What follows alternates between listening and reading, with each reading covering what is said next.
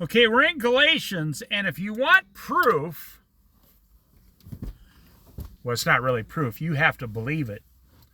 If you want proof that Jesus Christ is the only way, now, if you're a Christian and you've been having questions, that's good. Questions are good.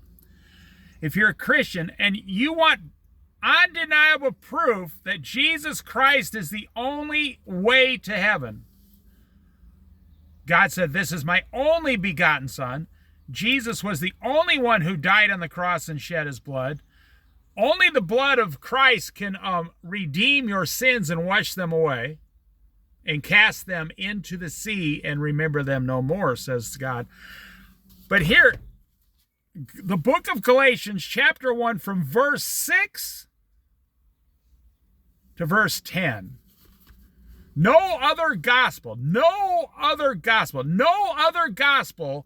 can get you saved.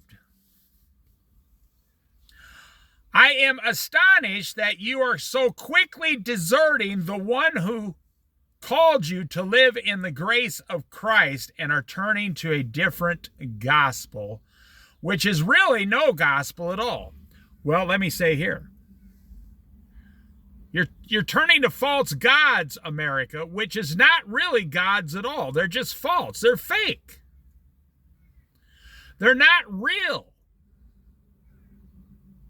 It's like carving out a totem pole and putting it high up on a hill and worshiping the different faces on the totem as your holy ancestors or something. That's not real. That's not a god. That's a fake thing that you made up in your mind. I am astonished that you are so quickly deserting. How many of us have started out with Christ as Christian Americans, Christians in America, and now we chase, everything but Christ? You started out good with Christ, but now you chase everything else but Christ. Pleasure, money, food, sex, alcohol, medication, doctors. Some people go to the doctor, 5 times a month. You don't need to go because your health care pays for it. I'm not telling you not to go to the doctor. Especially if you have free health care, like on welfare. Do you know about 25% of free health care is used by about 7% of the people that have it? They never stop going to the doctor, even though they don't need to go to the doctor.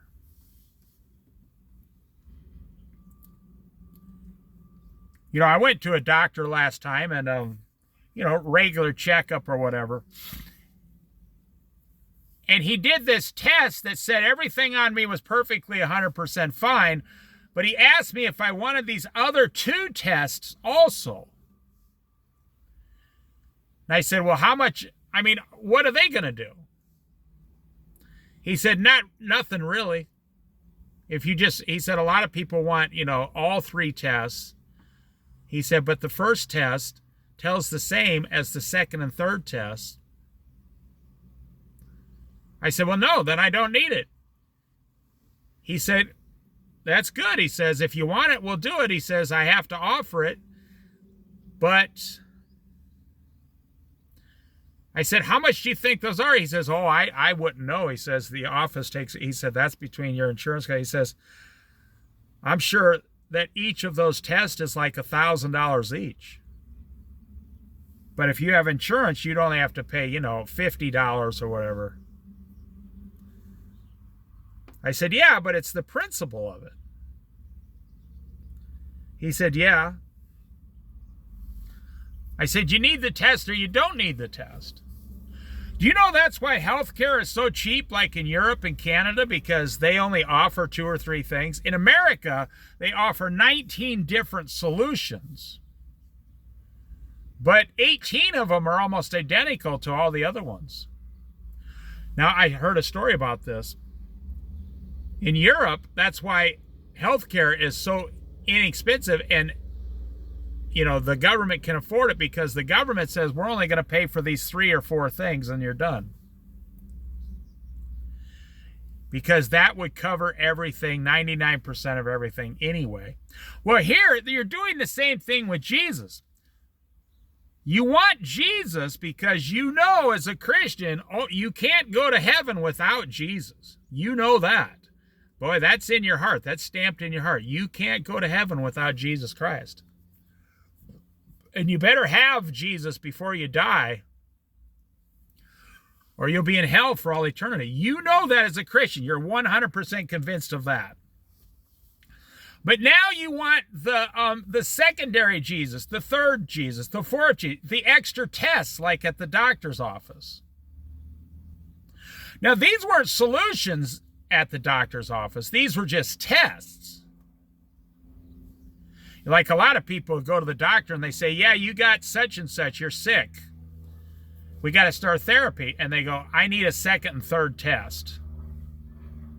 And then they go to a second doctor and a third doctor, and those people say, yeah, the first doctor was right. You're sick. You need to start therapy or the procedures immediately.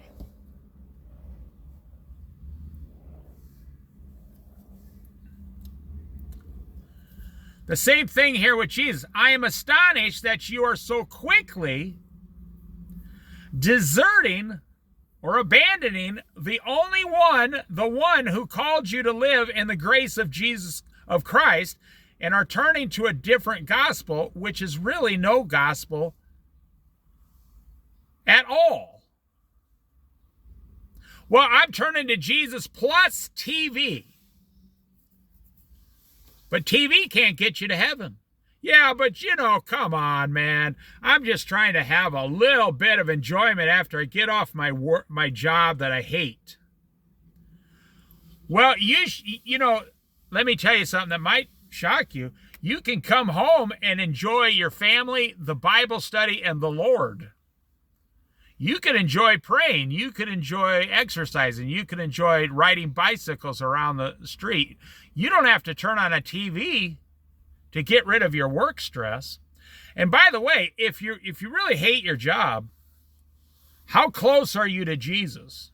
I mean, I'm not trying to test or tempt you. I'm saying, why would Jesus give you a job that you literally hate? That's probably a job you gave yourself, and the stress will always be there. See, here's my point. The moral of the story, you're always looking for something false to be added from this world on to Jesus. See, we can build an omelet. You can have eggs, which are healthy, vegetables, very healthy, a little bit of skim milk in there, which is healthy. I'm the only guy that makes Bible studies where seagulls interrupt the Bible study.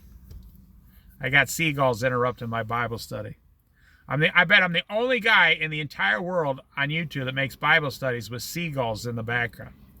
So, you can make the omelet. You got the eggs, like a Western omelet. You can put some good salmon in there, broccoli, cauliflower. You can even put some homemade salsa on the top that doesn't have sugar and fat in it and salt in it. But then what you do, that's not good enough. I'm guilty of this. I just lost 75 pounds, so I know a lot about this now. But then you want to add all the salty seasonings, all the sugars, all the juices, all the cheeses, all the whipped cream. If some of you are old enough to remember the loaded baked potato, this was a big, huge thing in the late 1980s. You would get a baked potato, which was 100% healthy to eat a baked potato with some low-fat butter and or even real butter, low-fat sour cream, a little salt and pepper, and you're done. Well, then they came out with the baked potato, and they used to bake these potatoes, and then they cut them open, split them open, put them in a rectangle bowl, and then they would put them they would put broccoli, bacon, vegetables, beef and cream, mushrooms and cream, salt. They put all kinds of, see, the potato was 100 calories, and with a little butter and a little sour cream, salt, and pepper was 150 calories. Or just a little ketchup, and it'd only still be like 120 calories. But these baked potatoes, I know because I was making them in restaurants. And I used to eat them. Some of these potatoes were 100 calories, but with the toppings on, some of them got up to 1,200 calories to order the loaded baked potato. And they got so ridiculous. Restaurants started doing, they started getting like, they started going up to like $9.95 for a loaded baked potato back in the early 90s. Well, it was a fad. Then the healthcare craze took a hold, with Jane Fonda or whatever, And so restaurants stopped doing it. Well, then about in the 2010s, some of the steakhouses started coming out with loaded baked potatoes again. That's what the world is giving you. See, Jesus and salvation is the potato. Everything else on the potato is fake imitation fats, oils, grease, salt, sugars. Those are all the things that make you physically sick over the long run. I'm going to sit here and watch TV. Well, you're going to fill your mind with worldly junk.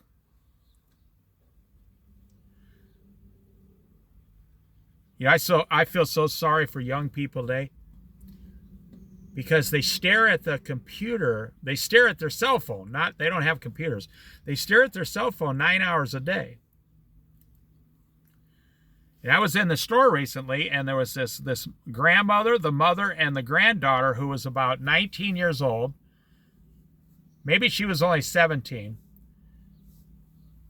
And she had a hood on inside the store to hide her face because she hates the world. She was one of these kids that hates the world, and I felt sorry for her. I'm not blaming her. This is the society we threw her into in the last 17 years.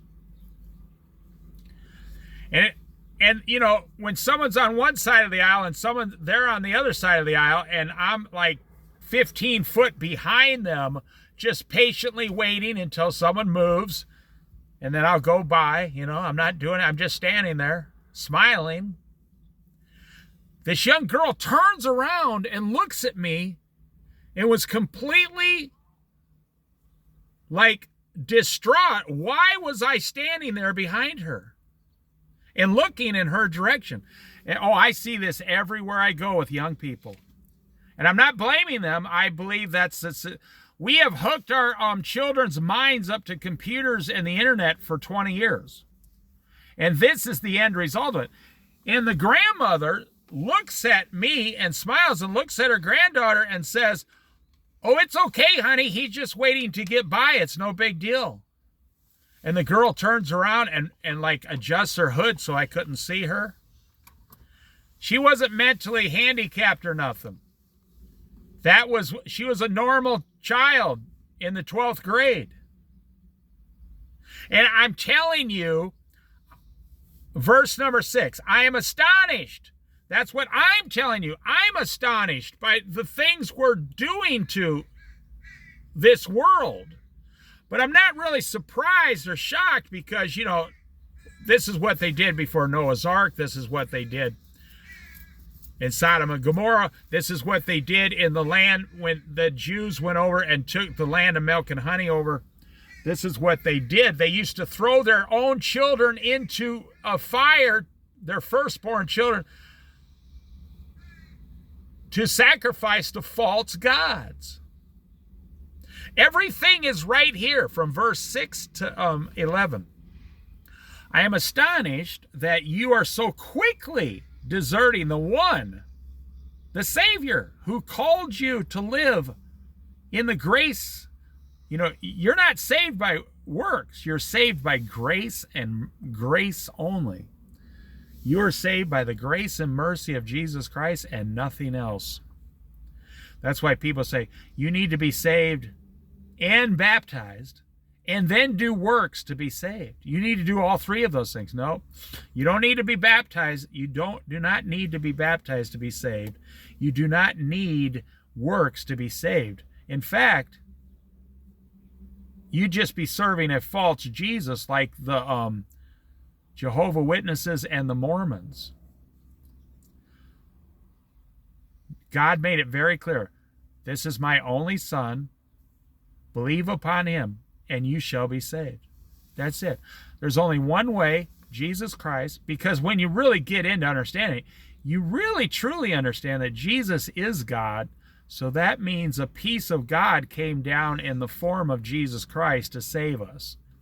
So when you really get into it deeply, God himself allowed himself to be sacrificed on the cross for all sin to be taken away. Now that's something the devil did not anticipate, that God would sacrifice himself in the flesh to get rid of sin once and for all. The devil did not anticipate that chess move. Sin is gone. Now you sin daily, people sin daily, and sin will be here. But after I don't know if we're going to sin in the 1,000-year reign. I think there will be sin.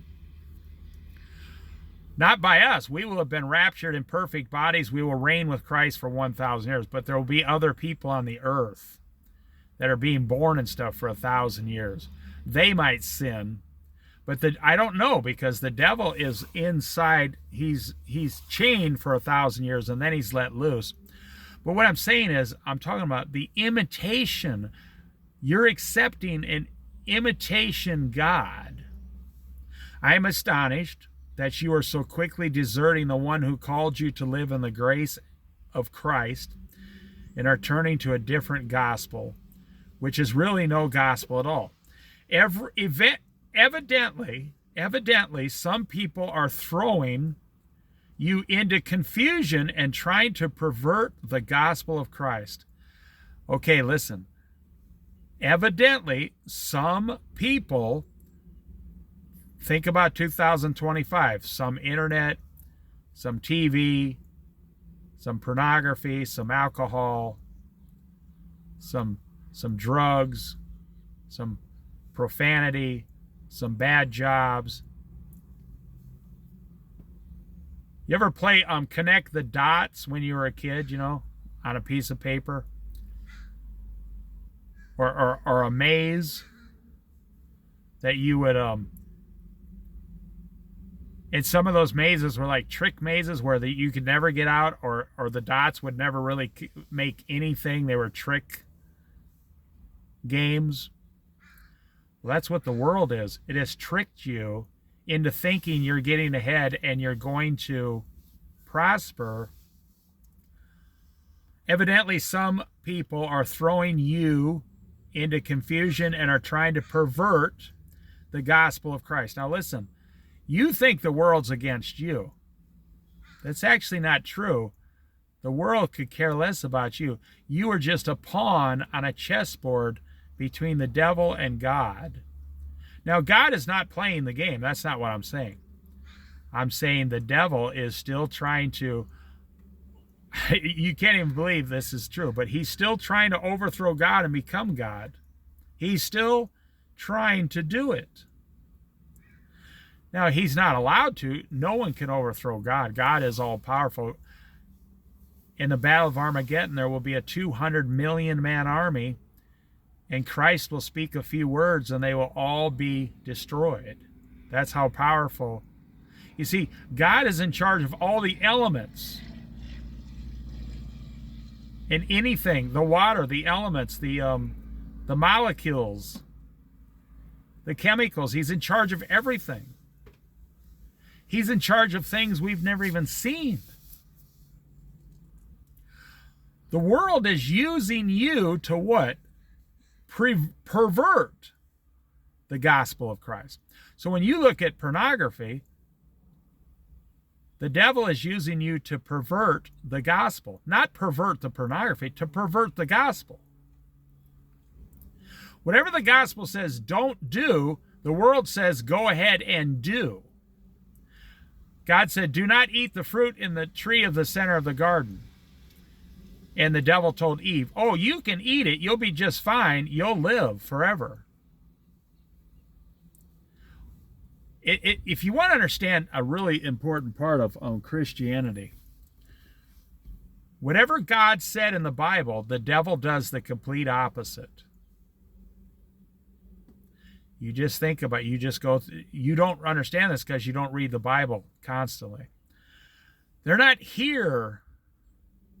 See, when you get angry at your neighbor, the devil doesn't care. The world doesn't give a damn if you're angry. They're trying to pervert the gospel. The gospel says, love God with all your heart, mind, and soul and strength, and love your neighbor as yourself. So the world says we need to get you to hate your neighbor and stop following God and follow the world. Whatever God said to do, the world's telling you to do the opposite. But it has nothing to do with you, believe it or not. The devil is perfectly happy for you to go to hell for all eternity.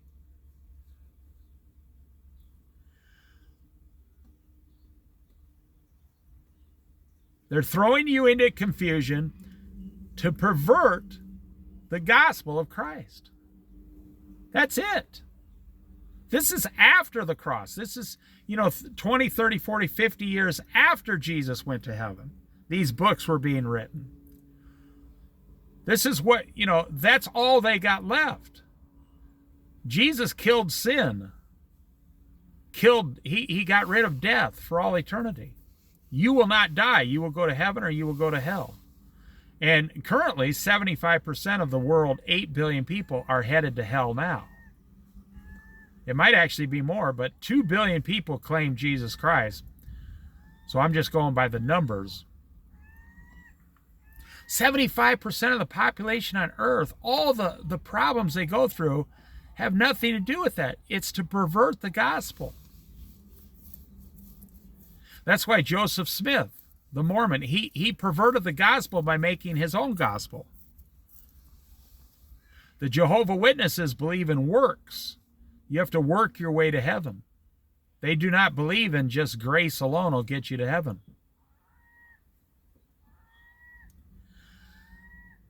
But even if we or an angel from heaven should preach a gospel other than the one we preach to you,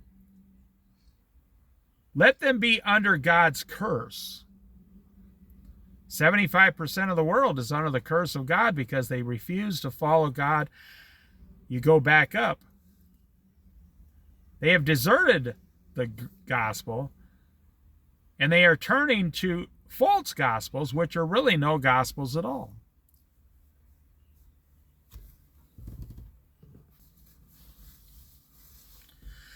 So even if an angel from heaven comes down and tells you a different gospel, other than the one preached in Matthew, Mark, Luke, and John, that'd be a good place for you to start. Read Matthew, Mark, Luke, and John straight through 5 times over. Straight through 5 times over and over and over. Slowly. Read it slowly. You can read it fast if you want to the first time, and then slow way down and try to understand what it's saying. But even if we or an angel from heaven should preach a gospel other than the one preached to you already, let them be under God's curse. Well, what's going to happen to people under God's curse? They're going to hell, the lake of burning sulfur for all eternity.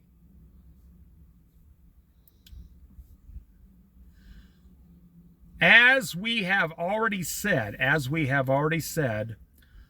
so now I say again, if anybody is preaching to you a gospel other than what you accepted, let them be under God's curse.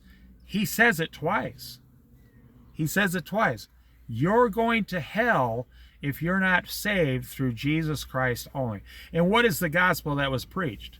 Salvation through God's Son, Jesus Christ, on the cross, by grace only. That's the entire gospel. And if anyone comes to you a gospel other than that, you will be under a curse and go to hell for all eternity. Well, you see, God will not accept you. So if you have children, which you do, and you make the rules of your house and tell your children this is the rule, and they say, no, I'm going to come up with my own rules, you'd be like, no, you're not going to. And you might spank their butt, say, no, you're going to follow my rules. You're only 4 years old. You don't make rules. You're in the stage of learning to obey your parents. Well, if you say, well, I'm 63 years old. I can make my own rules. No, I go by God's rules. My rules, compared to God's perfection and holiness, I am but a small child. I am like a 5-year-old compared to God. I can't make the rules. I have to learn to follow God's rules. If anybody's preaching to you a gospel other than the one you've already accepted, let them be under God's curse. Here's the last verse. Am I now trying to win the approval of human beings or of God? There it is right there. Are you trying to win the approval of Hollywood, pornography, alcohol, your friends, your next door neighbors, the characters on the TV, Disneyland? You trying to win the approval of Mickey Mouse? Oh, you'd be surprised. That's what most people in America are doing today. If you look at this channel here, I got about 500 Bible studies on this channel. Yeah, I got some classic cars, you know, they're shiny, but they're really nothing to me. Just to kind of show them outdoor videos and driving around Oregon coast videos, looking at lighthouses and things. And then talking about how to live, your money, and things like that. I got a money playlist. Everything on this channel comes from the Bible. I didn't make any of that stuff up. I'm just passing the information along to anyone who wants to hear it. But, you know, I think about these preachers on the radio, and they're always selling, you know, different books or different information. Or that's the only way they can stay in business and be on the radio or the TV. The only thing you should be doing as a church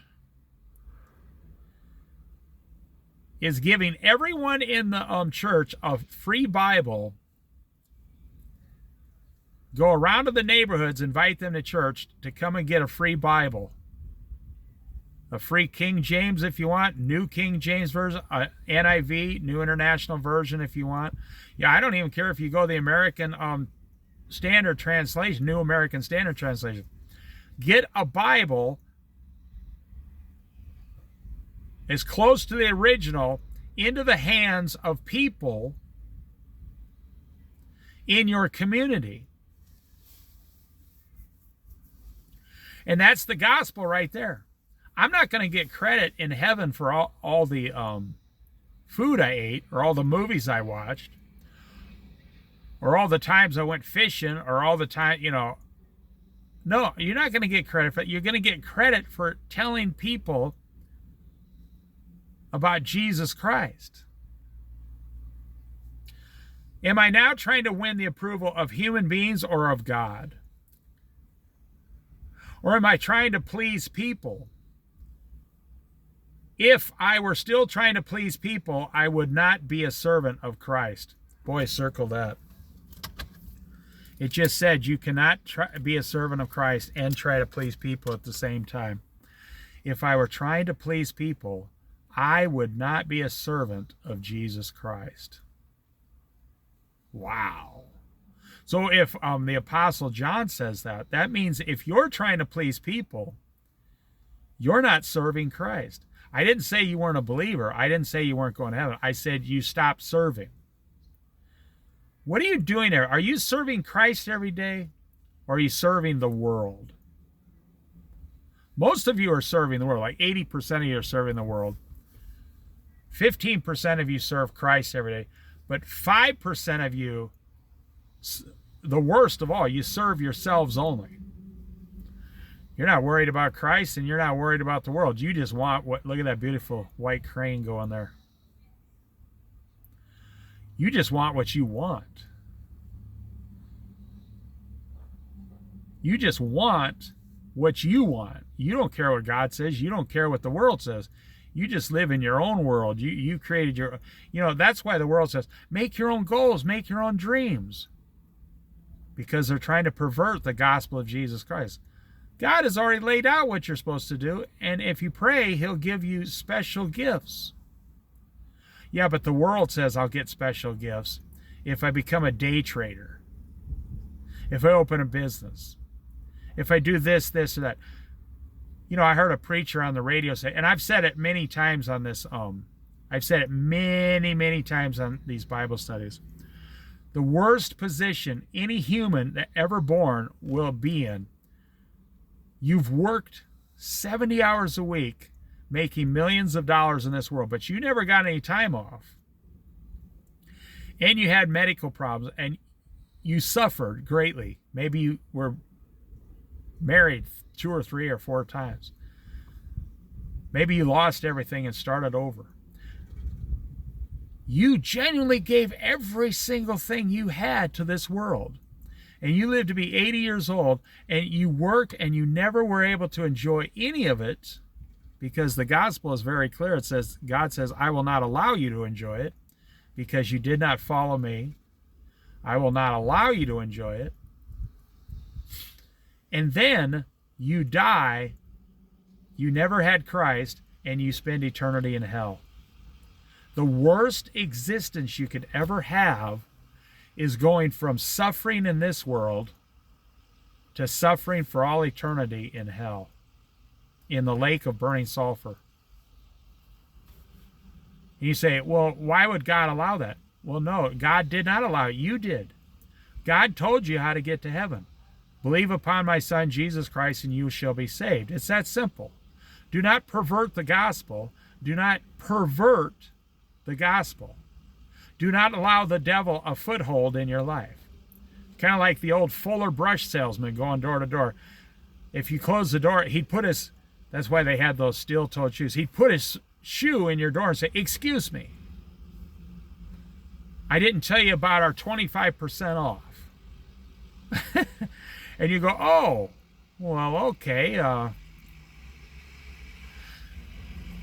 Do not allow the devil a foothold in your life. Do not give the devil a foothold.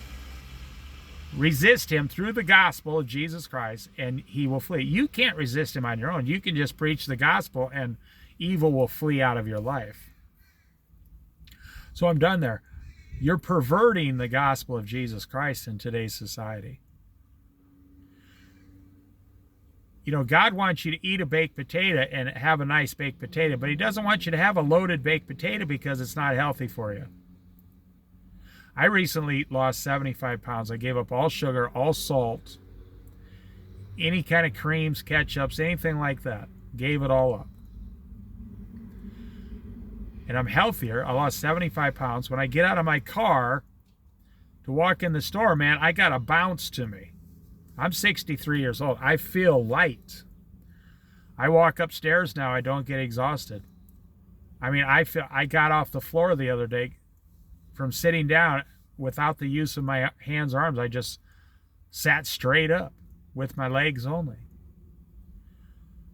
All things that 65-year-old people are not supposed to be able to do, but because I got rid of all the imitation junk out of my body, by the grace of God and his mercy and love for me and love for anyone.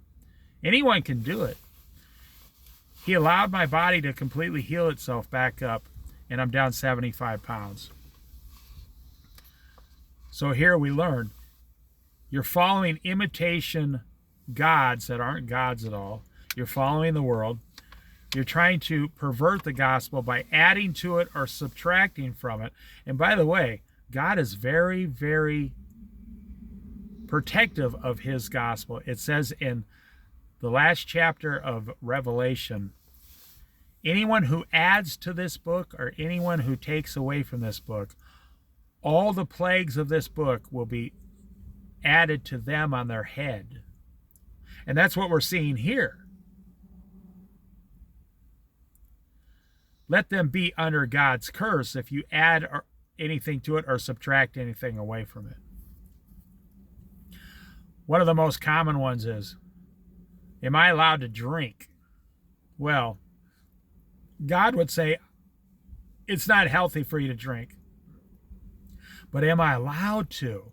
Well, am I allowed to look at pornography? God would say, no, it's perverse. Yeah, but am I allowed to? Am I allowed to eat a triple cheeseburger? God says, it's not healthy. But am I allowed to do it? Am I still going to go to heaven? That's what you're really asking. I don't want to go to hell. I want to serve Jesus just enough to go to heaven, but still have more than enough pleasure on this earth. It never once says in the Bible that you're supposed to have pleasure during your lifetime. It does say you can enjoy the work of your hands, you can love your family, you can serve God, you can serve the gospel. But let me tell you, the closer you get to Jesus, the more the devil takes notice of you. So it's not something you can do pretending. You can't just be a part-time Jesus follower. No. You have to go all the way over to Jesus or all the way over to the world. But God will give you the same thing you gave him. He will take you all the way to heaven or all the way to hell. Now, let me end right here. I'm going to end right here. What would you do? What would you do if God used the same standard on you and said, I'm going to use the same standard you used in life. I'm going to let you come to heaven 1 day a week and go to hell 6 days a week. You'd be like, what? That'd make you even more miserable. Because 1 day a week, you know just how great heaven is. Well, that's what you're doing on earth. 1 day a week, you go to church and think about God, and 6 days a week, you go into the world and think about all the pleasure and the false gods and whatever, the money. I just kind of sum everything up as it always comes down to money. Money, money, money is destroying the world today. We haven't even seen the beginning of inflation. If inflation only rises 2.5% for 10 more years, that means everything you own or you have to buy is going to cost 25 to 50% more than it does today. It'll cost, so to go out to get some chicken linguine, today it's $30. It's going to cost you $45 for one person in 10 years. Or the other solution, and this is actually the best solution, everything collapses and resets itself to something normal. Rents come down $300 or $400. Houses come down 30%. People stop buying $500,000 houses. Cars come down 40%. You say, well, they'd never do it. Well, they will if things collapse. If things start collapsing, they won't have a choice. They'll have to lower all the prices for a decade when things collapse. The stock market drops 40%. We go back to what is normal. A loaf of bread's $2.50. We go back to what is normal again. Gasoline is, $2.30 a gallon. We go back to a normal world. I don't know if that's going to happen. I believe we are looking at a collapse starting within 2 years, in my opinion. 2026 and 2027, in my opinion. The beginning, like you'll know it's starting. Oh yeah. when everything goes down, but gold goes up and silver goes up. You think it's not happening. Well, I just went to the Fred Meyer to buy groceries, and they got a sign on the outside now imitating the grocery outlet sign, the same colors. And this big, huge plastic sign like a tarp says, "We have now lowered the prices on over 1,000 of our items inside the store." And I have noticed some of the things I'm buying are lower prices. So it's kind of already starting because customers can't afford it. You know, when's the last time you got a $5 an hour raise at your job? You're like, I never. That's right, you never. You would need, the average American would need a $5 an hour raise right now to keep up with what they did to us in the last 5 years. I mean, toilet paper is $23. I mean, it's like $25 to get the big thing of toilet paper. A chicken linguine thing at Red Lobster is like $28. Gasoline here on the Oregon coast is $3.99, $4 a gallon. Like $4.50 for diesel in Southern Oregon. You go across the California border, it's like $5.95. But you didn't get a raise. This is, well, I'm not going to get into this. Go to my money playlist. You'll hear a whole bunch of talking about that. This is the end result of a false God, an imitation God, and greed. We are following money. We're not following God. So this is the end result. The only person that's going to be okay is the one who's 100% debt-free, no house payment. You have 2 good running used cars. Whatever, you're 100% debt-free. Whatever your wages are, whether you work, you and your wife work, whatever it is, you're living on 70% of what you bring home.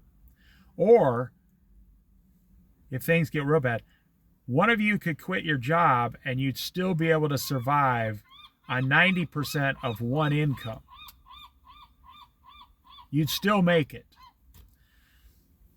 And I would add people who have some supplies at their house and you have like 3 months worth of food. And don't call me a conspiracy theorist or a prepper. The government now has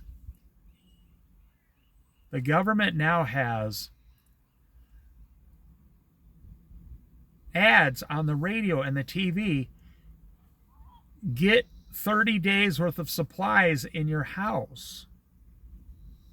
Because FEMA has run out of money 10 years ago.